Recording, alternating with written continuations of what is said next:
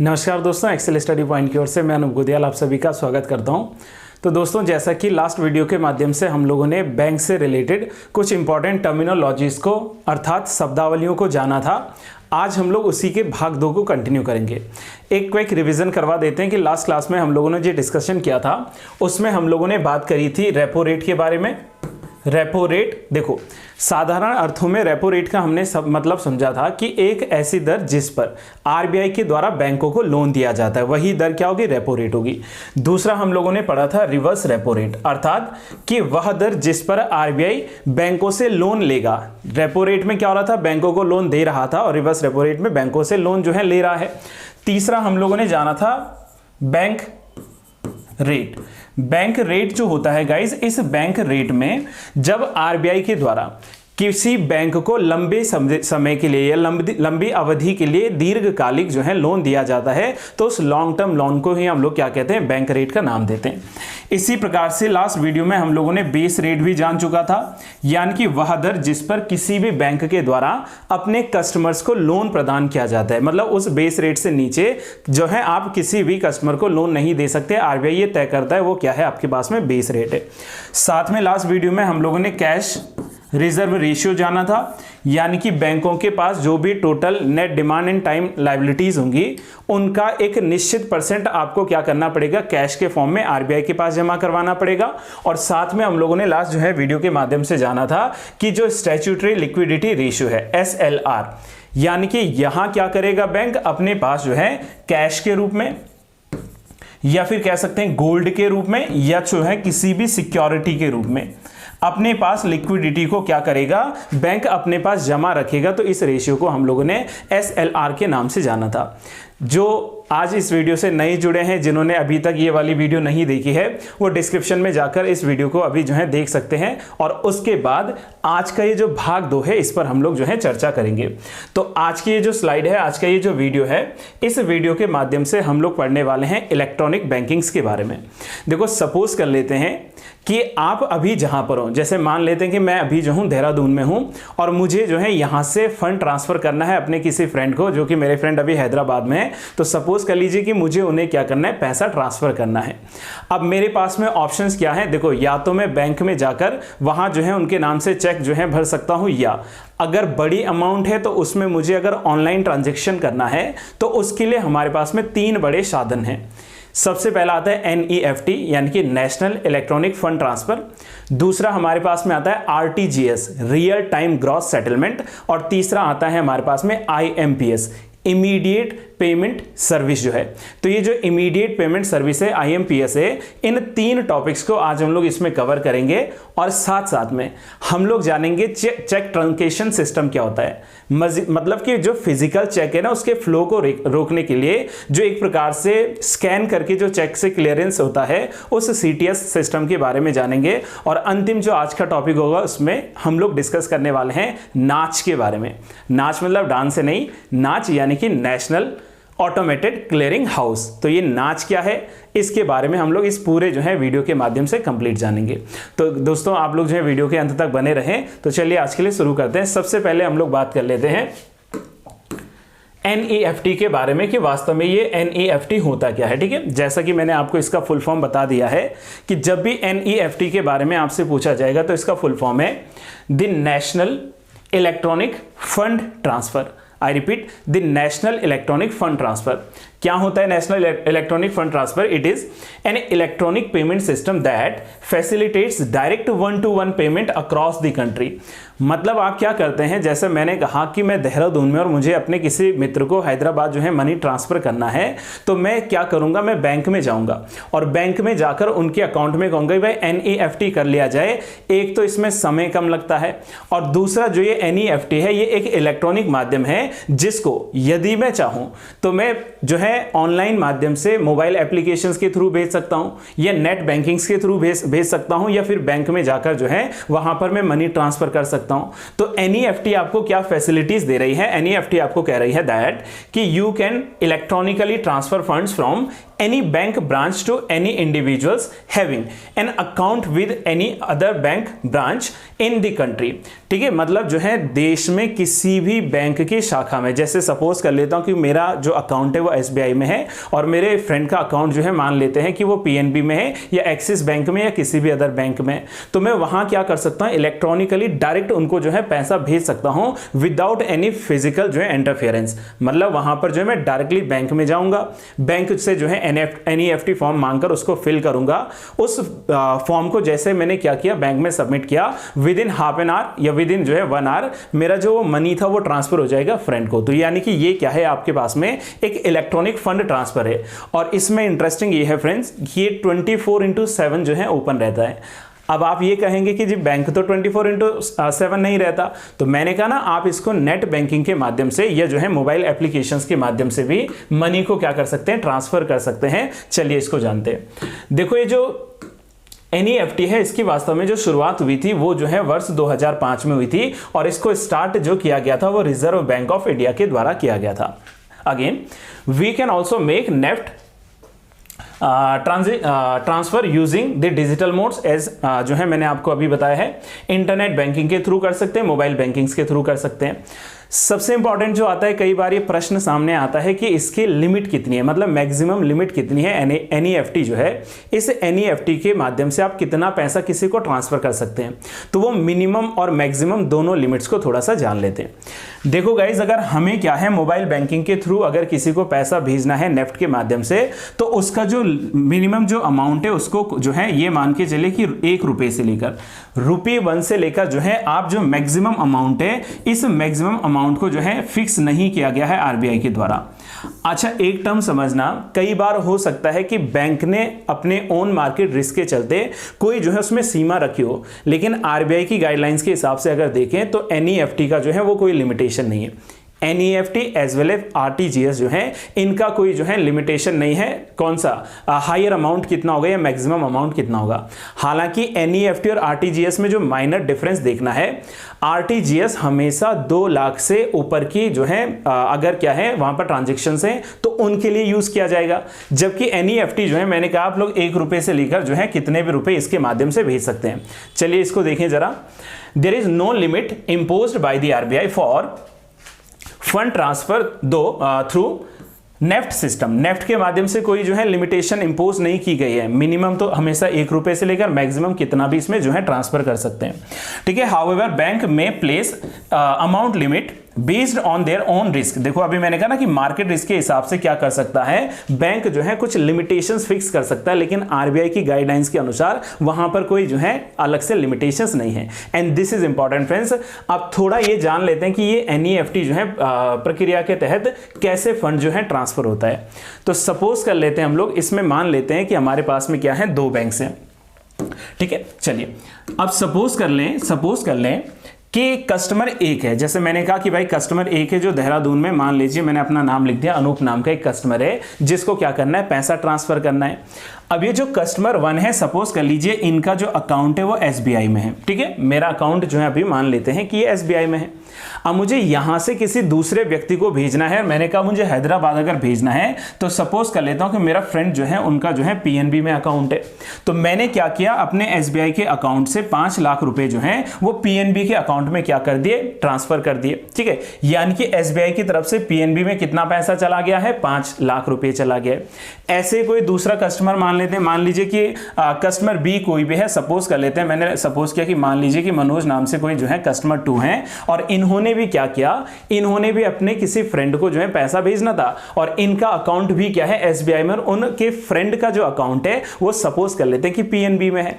यानी कि जो 2 ट्रांजैक्शंस हुई हैं लगातार, इसमें 5 लाख रुपए जो है पहले और 5 लाख रुपए अब, यानी कि कुल मिलाकर 10 लाख रुपया जो है वो एसबीआई से ट्रांसफर होकर कहां चले गया, पीएनबी में चले गया। विच मींस कि एसबीआई की तरफ से पीएनबी में 10 लाख रुपए जो है चले गए हैं। अभी दूसरा केस देखते हैं। इसी समय हम लोग मान लेते हैं, ये देखो हम लोग क्या करते हैं ना, इसको ये जो ट्रांजैक्शंस निकलती है वीकेंड पर, यहां पर क्या होता है कि कस्टमर्स को देखा जाता है। हो सकता है जिस समय मैंने 5 लाख ट्रांसफर किए उसी समय सपोज कर लेते हैं कि कोई एक ऐसा व्यक्ति जिसका पीएनबी में अकाउंट था, सपोज कर लेते हैं कि पीएनबी में किसी भी एक व्यक्ति का जो है अकाउंट था। हमने सपोज कर लिया कि मान लेते हैं कि अंकित नाम से कोई व्यक्ति है और इन्होंने क्या कर दिया है, इन्होंने 5 लाख रुपए जो है ये पीएनबी से भेजकर कहां भेज दिए हैं, एसबीआई के पास भेज दिए। ठीक है, अभी पहले पूरा एग्जांपल इसको समझना। फिर अगेन जो है एक और जो है दूसरा कस्टमर है पीएनबी का, इनका अकाउंट कहां है, पीएनबी में है। हमने यहां सपोज कर दिया कि विपिन नाम से एक व्यक्ति हैं जिन्होंने क्या किया है, जिन्होंने अपने पीएनबी अकाउंट से एसबीआई में 3 लाख रुपए ट्रांसफर किए। अब यहां आना गाइज, ये इंपॉर्टेंट है समझने के लिए कि एसबीआई की तरफ से एसबीआई के अकाउंट से जो है पीएनबी में गए थे 10 लाख रुपए, और on the other side PNB के अकाउंट से कुल जो है 8 लाख रुपए आगे कहां, एसबीआई के अकाउंट में। अब ऐसा तो है नहीं ना कि पीएनबी जो है वो एसबीआई के पास कहे कि भाई हमारे 8 लाख रुपए वापस भेजो, और एसबीआई कहे कि हमारे 8 लाख रुपए वापस भेजो, बल्कि इन दोनों के बीच में क्या होगा, इन दोनों के बीच में इसका एवरेज निकाला जाएगा। अब हमने कहा कि 10 लाख गए थे पीएनबी में, किसके, एसबीआई के, यानी कि ये जो है 2 लाख रुपए जो है पीएनबी को जो है क्या करना पड़ेगा, एसबीआई में देना पड़ेगा। और यहां से जो है 2 लाख जो है गेन कर रहा है कौन, पीएनबी। तो ये आपस में क्या करेंगे, साठगांठ करते हुए जो रेस्ट ऑफ जो अमाउंट बची हुई, जो नेट अमाउंट बची है, इनका ट्रांजैक्शन करेंगे। और यही जो है एनईएफटी के भीतर प्रोसीजर चलता है। यानी कि वहां पर क्या करेंगे, हैदराबाद का जो अकाउंट होगा, जो मैंने यहां से हैदराबाद भेजा था ना, तो वहां देखा जाएगा कि भाई कितने व्यक्ति ने हमारे अकाउंट में भेजे हैं, और हमारी ब्रांच से जो सामने वाली दूसरी बैंक ब्रांच है उससे कितना पैसा आया है। तो इन दोनों का जो नेट है, इस नेट पे ही क्या किया जाता है, इस नेट पर ही उसका एवरेज निकालकर पैसा ट्रांसफर किया जाता है थ्रू दी एनईएफटी, यानी कि जो हमारे पास में इलेक्ट्रॉनिक सिस्टम है। साथ में जैसा कि मैंने कहा है आपसे कि एनईएफटी जो है 24/7 जो है क्या रहता है, मतलब काम करता है। गाइडलाइंस कहते हैं कि भाई ये फैसिलिटी आपको 20/7 मिलेगा। अब सवाल ये है कि इसमें चार्ज कितना लगता है। मान लीजिए कि मैंने एनईएफटी करना है, तो क्या मुझे उस पर कुछ चार्ज देना पड़ेगा। देखो यहां क्या लिखा गया है कि अगर आप किसी डिजिटल चैनल के माध्यम से, यानी कि सपोज कर लीजिए नेट बैंकिंग के माध्यम से, या मान लीजिए कि किसी मोबाइल ऐप के माध्यम से जो है मनी का ट्रांसफर कर रहे हैं, तो आपको कोई भी चार्ज इस पर नहीं देना पड़ेगा। No transaction charge is applicable on NEFT as well as RTGS. This is important, as well as RTGS transfer that are initiated through the digital modes of bankings, that is the internet banking, I mobile app, मेरा mobile app, pocket app एक्सेट्राज। इनसे जो है आपको कोई amount क्या नहीं करना है, एज अ चार्ज अमाउंट पे नहीं करना है। जबकि हमने कहा कि अगर आप ब्रांच में जाकर जो है करते हो तो यहां डिफरेंट हो सकता है। ठीक है, यहां पर पहले मैंने आईसीआईसीआई बैंक का जो है लिया था, लेकिन अभी इसको चेंज करके मैं आपको जो है एक नॉर्मल आंकड़ा बता दे रहा हूं कि यहां पर जो है आईसीआईसीआई बैंक या एचडीएफसी बैंक की अगर मैं बात करूं तो इन्होंने अपने अपने अलग अलग जो है चार्जेस लगाए होते हैं। देखो मिनिमम एंड मैक्सिमम जो है ये आरबीआई ने गाइडलाइंस दे दी है, लेकिन बैंक चाहे तो वो जो है अपने अकॉर्डिंगली वहां पर चार्जेस लगा सकते हैं, लेकिन जो मिनिमम लिमिटेशन ऑफ आरबीआई होगा उससे नीचे नहीं, और जो मैक्सिमम लिमिटेशन ऑफ आरबीआई होगी उससे ज्यादा भी नहीं। चलो जानते हैं, जैसे फॉर एग्जाम्पल मैंने आपसे कहा कि अगर देखें कि किसी व्यक्ति ने जो है 10,000 रुपए तक एनईएफटी किया है, तो उस पे अभी जो एचडीएफसी बैंक ने लगाया है वो लगाया है लगभग 2.5 रुपए। ठीक है, 2.5 रुपए जो है ये बेस एक रेट लगा रखा है, चार्जेबल रेट लगा रखा है आरबीआई ने, इससे नीचे नहीं। तो 2.5 से लेकर जो है अगर उस पर कुछ एप्लीकेबल जीएसटी लगता तो उसको ऐड करके इतना ट्रांजेक्शन आपको देना पड़ेगा। मैंने सपोज किया कि मैंने अपने फ्रेंड को जो है 1 लाख रुपए तक भेजने हैं, तो भाई बैंक मुझसे कितना पैसा लेगा, 4.75। ठीक है, ये जो है मैक्सिमम 5 है, 5 से ज्यादा नहीं। और उस पर जो है एप्लीकेबल अगर जीएसटी कोई लगता है, अगर मैंने 2 लाख तक रुपए भेजा है तो 2 लाख पर जो है लगभग मुझे 15 रुपए चुकाने पड़ते हैं। यह भी एचडीएफसी का आंकड़ा मैं आपको बता रहा हूं। एप्लीकेबल जो है जीएसटी इस पर अलग लगेगा। इसके अलावा मैंने आपसे कहा है कि 2 लाख से लेकर 10 लाख तक जो है अगर यहां पर आपको कुछ जो है देना है ट्रांजेक्शंस, तो इस ट्रांजेक्शंस पर आपको क्या करना पड़ेगा, इस पर आपको लगभग 25 रुपए पे करने पड़ेंगे, 25 रुपए से ज्यादा नहीं।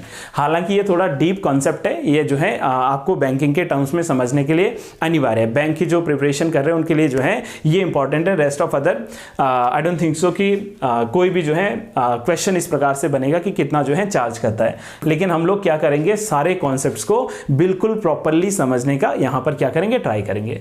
चलिए फ्रेंड्स दूसरे पे आते हैं। दूसरा हमारे पास में कॉन्सेप्ट आता है आरटीजीएस।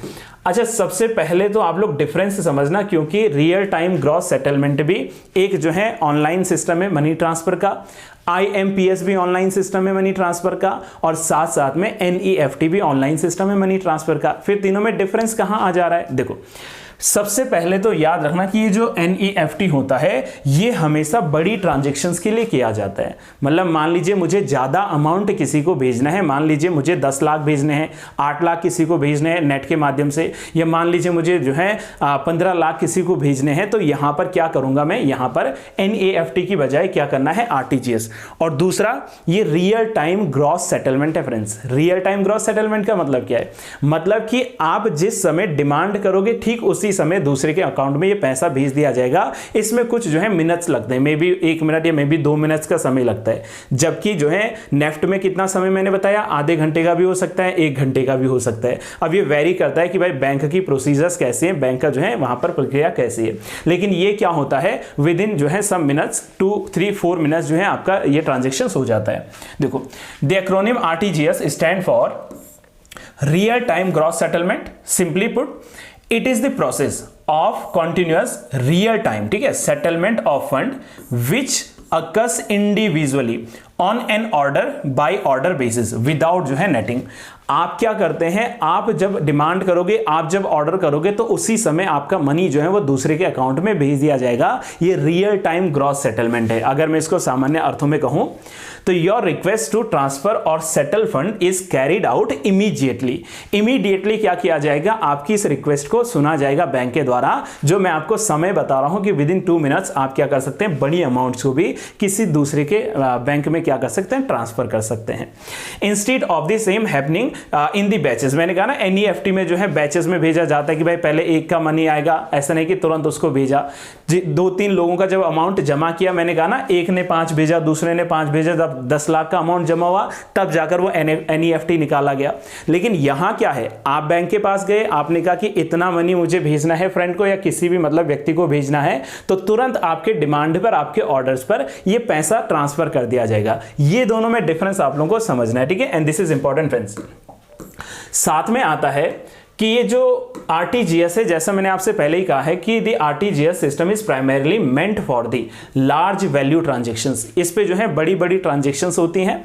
साथ में RTGS इज अवेलेबल 24/7 एंड जो है 365 डेज, यानी कि हर दिन, एक साल, पूरे साल भर आप जब चाहो इसके माध्यम से पैसा भेज सकते हैं, ठीक है, with effect from the December 14, 2020, दिसंबर 2014 के 14 दिसंबर 2020 के बाद ये जो है कहा गया था कि 24/7 एंड जो है 365 दिन कर सकते हैं। यहां जो मैंने आपको कहा कि न्यूनतम कितना है RTGS, 2 लाख, मतलब 2 लाख से कम आप लोग RTGS नहीं करेंगे। अगर 2 लाख से कम पेमेंट करना है तो आपके पास में 2 ऑप्शन है, या तो आप जो है IMPS कर लीजिए, इमीडिएट पेमेंट सिस्टम के आधार पर या सर्विस के आधार पर जो है ट्रांजैक्शन कर लीजिए, या तो आप NEFT के थ्रू कर लीजिए। लेकिन अगर आपको बड़ी अमाउंट्स भेजनी है, 2 लाख से ऊपर की होनी चाहिए, तो इसमें मिनिमम अमाउंट जो है ये है 2 लाख रुपया, और मैक्सिमम अमाउंट का यहां पर कोई भी लिमिटेशंस नहीं है, कोई भी सीलिंग नहीं है। This is important. अब बैंक जो है ये डिसाइड कर सकते हैं, क्योंकि बहुत से आप लोग जो है ऑनलाइन साइट्स में, बहुत सी बुक्स में देखने वाले हैं कि जो RTGS है इसमें पर डे के हिसाब से 10 लाख जो है क्या रखा गया है, लिमिटेशन।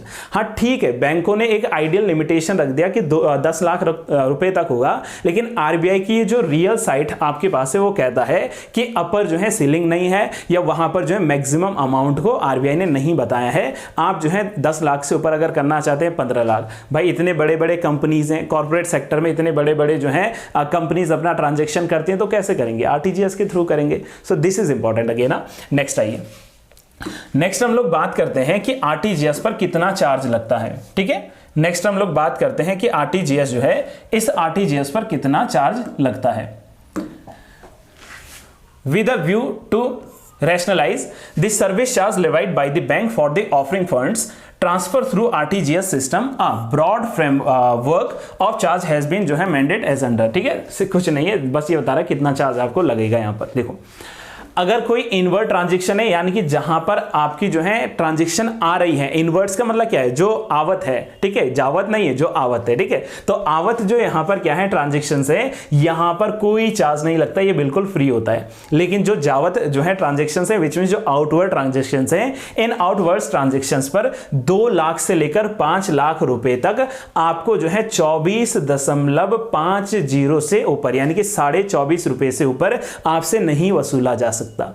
बैंक चाहे तो 24.5 से कम लगा सकता है, लेकिन 24.5 से ऊपर बैंक आपसे किसी भी प्रकार का आरटीजीएस को भेजते समय चार्ज नहीं करेगा। और अगर बड़ी अमाउंट है, यानी कि 5 लाख से ज्यादा की अमाउंट है, तो मैक्सिमम जो है 49.5 या मान लीजिए कि 50 रुपए तक जो है, इससे ऊपर नहीं। तो यहां हम लोग मान के चलते कि 25 रुपए और यहां मान के चलते 50 रुपए, इनसे ज्यादा जो है आप नहीं चार्ज कर सकते। देखो लिखा भी है, बैंक में decide to charge a lower rate, इससे लो हो सकता है, but can not charge more than the rate prescribed by the RBI. RBI ने जो रेट दिया है उससे ज्यादा नहीं, लेकिन उससे कम आप जो है दे सकते हैं। ये आप लोग सामान्य अर्थों में आरटीजीएस के चार्जेस को समझ गए होंगे। चलिए नेक्स्ट जो हमारे पास आता है फ्रेंड्स, ठीक है, वो आता है आईएमपीएस, यानी कि इमीडिएट पेमेंट सर्विस।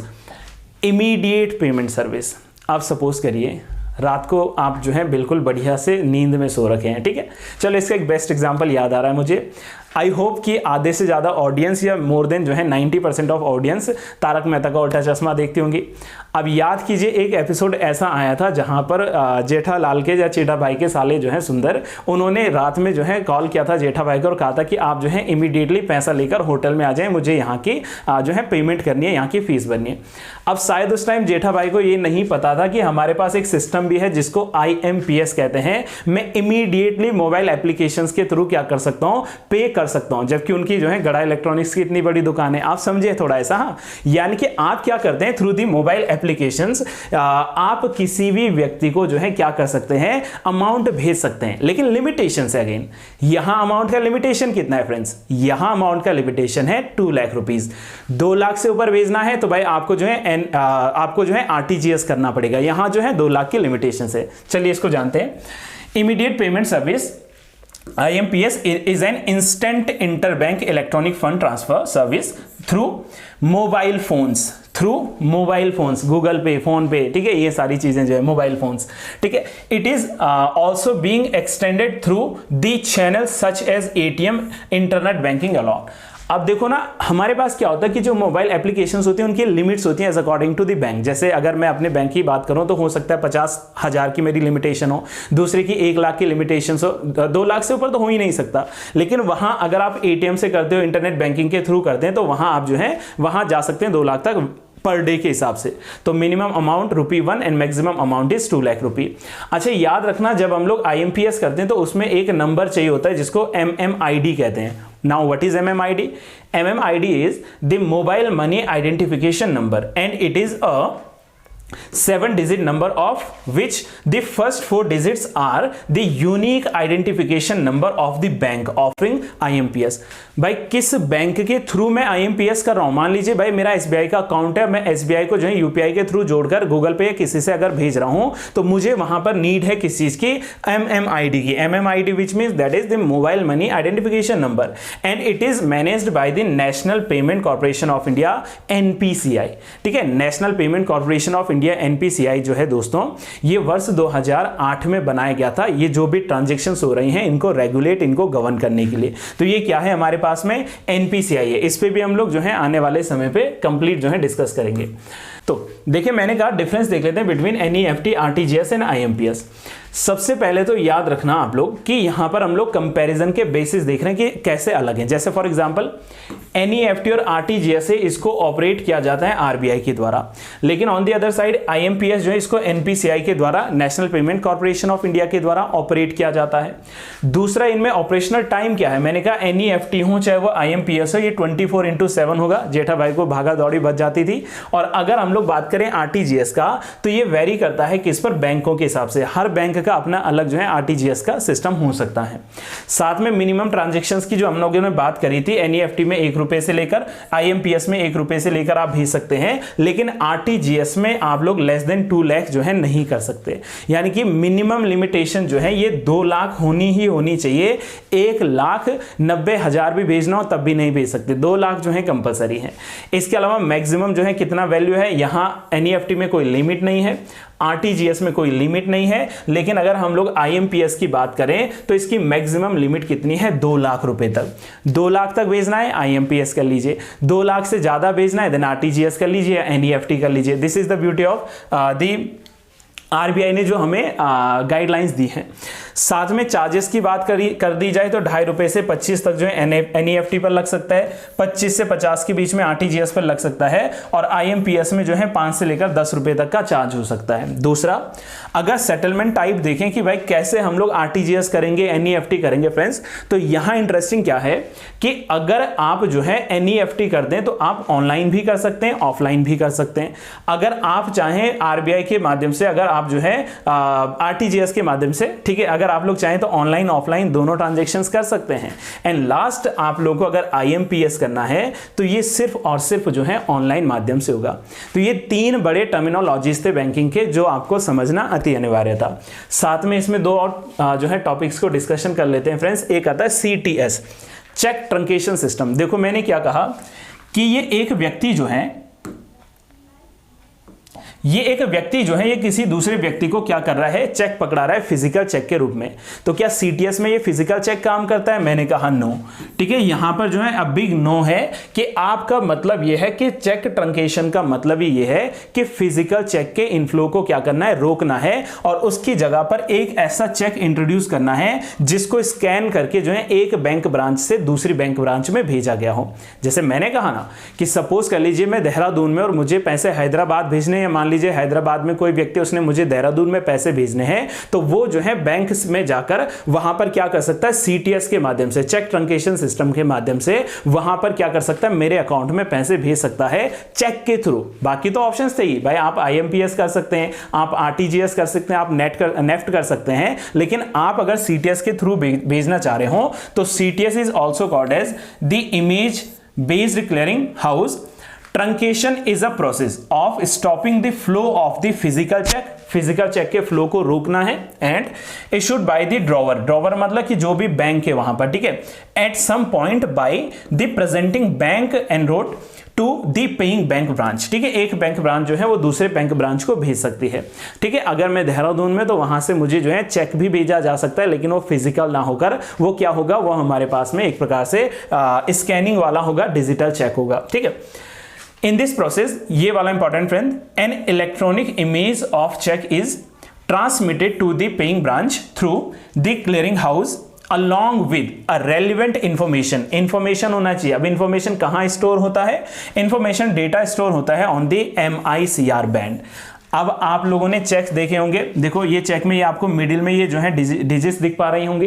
ठीक है, मिड में ये जो डिजिट्स दिख पा रही होंगी ये एक्चुअली MICR नंबर है। अर्ली जो हमारे पास में ये इनिशियल 6 डिजिट्स होती हैं तो चेक का नंबर होता है। ठीक है, लास्ट में ये जो आपको लिखा होता है ये क्या होता है, एक प्रकार से ट्रांजेक्शन आईडी होती है, और ये जो बाद में हमारे पास में जो 6 डिजिट्स बनते हैं ये अकाउंट जो है एक प्रकार से कोड होता है। ठीक है, अकाउंट आइडेंटिफिकेशन कोड वगैरह होता है। तो हम बात करें MICR की बात, क्या है ये MICR? देखो, मैग्नेटिक इंक कैरेक्टर रिकॉग्निशन। ठीक है, MICR का फुल फॉर्म क्या है हमारे पास में, that is magnetic ink character recognition, which means कि it is a 9 digit code. देखो एज वी कैन काउंट, ठीक है, 1 2 3 4 5 6 7 8 9 डिजिट क्या है यहां पर, एक कोड है, printed on the bottom of the cheque and aids in the identification of the cheque. अब चेक का आइडेंटिफिकेशन कैसे होगा? देखो, जो पहले के 3 डिजिट्स हैं, फर्स्ट 3 डिजिट्स जो हैं इनको सिटी कोड के नाम से जानते हैं। जैसे मैंने हैदराबाद भेजना है तो भाई चेक का जो पहले 3 डिजिट्स हैं वो काम करेंगे वहां पर एज अ किस चीज के, वो काम करेंगे एज अ वहां पर सिटी कोड। ठीक है, सिटी कोड के रूप में। आफ्टर दैट जो मिडिल 3 जो है हमारे पास में नंबर्स हैं, कोड हैं, डिजिट्स हैं, वो जो है बैंक कोड है, और फाइनल 3 जो डिजिट्स हैं वो रिप्रेजेंट करते हैं किसको, बैंक की ब्रांच को। मतलब मैंने अगर ये चेक भेजा है, ठीक है, ऑनलाइन सिस्टम से, तो मैंने अगर देहरादून से जो है भेजा था हैदराबाद, तो वहां पता चल जाएगा भाई ये देहरादून का सिटी कोड है, ये जो है वहां पर क्या है, बैंक का कोड है, यहां पर लास्ट के जो 3 डिजिट हैं वो बैंक की ब्रांच का कोड है। तो ये आपके पास में होता है सीटीएस, यानी कि फिजिकल चेक की बजाय हम क्या कर रहे हैं, फिजिकल चेक ना देकर हम लोग इलेक्ट्रॉनिक चेक जो है उनको दे रहे हैं, हम लोग जो है डायरेक्टली स्कैन के थ्रू जो है चेक दे रहे हैं। नेक्स्ट जो हमारे पास में सिस्टम आता है दैट इज नाच। नाच का मैंने फुल फॉर्म आपको बताया है, that is national automated clearing house. National automated clearing house को इजीली समझते हैं, ठीक है, इसको बाद में डिस्कस करते हैं। देखो हम लोग क्या करते हैं, जैसे मान लीजिए हमने नेटफ्लिक्स का अकाउंट ले रखा है, ठीक है, आजकल बहुत युवा लेते हैं, या सपोज कर लीजिए आपने हॉटस्टार का अकाउंट लिया है, या मान लीजिए टाटा स्काई आपने लगाया है, ठीक है, टाटा प्ले अकाउंट है। तो वहां क्या होता है ना, आपको एक बार वो फॉर्म फिल करना होता है, मंथली आपकी जो है, आपकी जो बैंक होगी उस बैंक से क्या होगी, वो डिडक्ट होती रहेगी जो भी आपने पे करना है। सपोज कर लीजिए मैंने नेटफ्लिक्स का अकाउंट ले रखा, अब मैंने अकाउंट लिया था मान लीजिए 10 तारीख को, तो हर महीने की 10 तारीख को क्या होगा, मेरे बैंक अकाउंट से ऑटोमेटिकली क्या हो जाएगा, वो पैसा कट हो जाएगा। और ये भी जो है ऐसे जैसे बड़े बड़े जो गवर्नमेंट सेक्टर से वहां पर जो एम्प्लॉयज की पेमेंट जाती है, उनकी जो सैलरीज जाती है, तो उसमें ये नाच के थ्रू ही जाता है। नाच के थ्रू का मतलब क्या है कि आपको हर दिन जाकर जो है नहीं कहना पड़ेगा भाई बैंक में जाना है, लाइन लगवानी है, फिर अपने अकाउंट से किसी दूसरे के अकाउंट में पैसा ट्रांसफर करना, नहीं।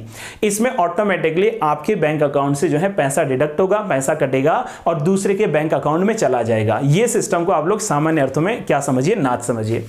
नाच stand for the national automatic clearing house और ऑटोमेटेड क्लियरिंग हाउस, ठीक है। This clearing house is managed by the NPCI, again जो है इसको एनपीसीआई मैनेज कर रहा है। The RBI regulate the activities of the NPCI, NPCI के जो भी कार्य हैं उनको रेगुलेट आरबीआई के द्वारा किया जा रहा है। NACH is used when you have to pay repeatedly, repeatedly का मतलब भाई हर महीने मुझे पे करना है, अब मैं बार बार जो है इतना समय निकालकर नहीं जा पा रहा हूं बैंक तक, तो मैं बैंक को कहूंगा कि आप हर मंथ क्या करें, इस पर्टिकुलर डेट पर मेरे अकाउंट से जो है उस व्यक्ति के या दूसरे के अकाउंट में जो है मनी ट्रांसफर कर लीजिए, तो ये ऑटोमेटिकली क्या हो जाता है, डिडक्ट हो जाता है। चलिए देखते हैं, जैसे for example you can fix the payment schedules for example जैसे weekly, fortnightly, monthly, yearly. You can also select the payment as per the demand, भाई जैसे जैसे डिमांड के हिसाब से मुझे इलेक्ट्रिसिटी बिल जो है देना है, या मान लीजिए कोई भी बिल पे करना है, तो उसके लिए मैं क्या कर सकता हूं, नाच नामक जो एक फॉर्म आएगा, इस फॉर्म को फिल करके मैंने देखो यहाँ ऑप्शन है, मंथली है, ठीक है, यहाँ पर जो है क्वार्टरली है, हाफ ईयरली है, यहाँ पर ईयरली है, ठीक है, या एज व्हेन प्रेजेंटेड, ठीक है, जब भी मतलब मैं लेकर जाऊं, प्रेजेंट करके जाऊं, तो तब इसको जो है किया जा सकता है। और ये आपके पास में जो है देखो डेबिट का टाइप भी है, फिक्स अमाउंट है, या जो है मैक्सिमम अमाउंट मैंने रखा हो कि इतना ही काटना, इससे ज्यादा नहीं। तो ये मतलब आपके पास में एक नाच जो है, ये नाच का कॉन्सेप्ट आता है। So guys I know length of video is long, but yes I really wish कि आपको जो है यहां से कुछ सीखने को मिला होगा। इलेक्ट्रॉनिक जो ये सिस्टम है बैंकिंग को लेकर, ये क्लियर हुआ होगा। और अगर आपको इस वीडियो से आपके कुछ कॉन्सेप्ट क्लियर हुए हैं, बैंकिंग इन टर्मिनोलॉजीज को समझने में हेल्प मिली है, तो आप वीडियो को लाइक जरूर कीजिए, अपने फ्रेंड्स के साथ शेयर कीजिए। एंड अगर आप जो है चैनल से नए जुड़े हैं या पुराने भी हैं, अभी तक सब्सक्राइब नहीं किया है, तो चैनल को सब्सक्राइब करते हुए बेल आइकन को जरूर दबाएं ताकि न्यू नोटिफिकेशंस आप तक पहुंच पाए। So guys this is all for today, till then have a good day to all, thank you so much.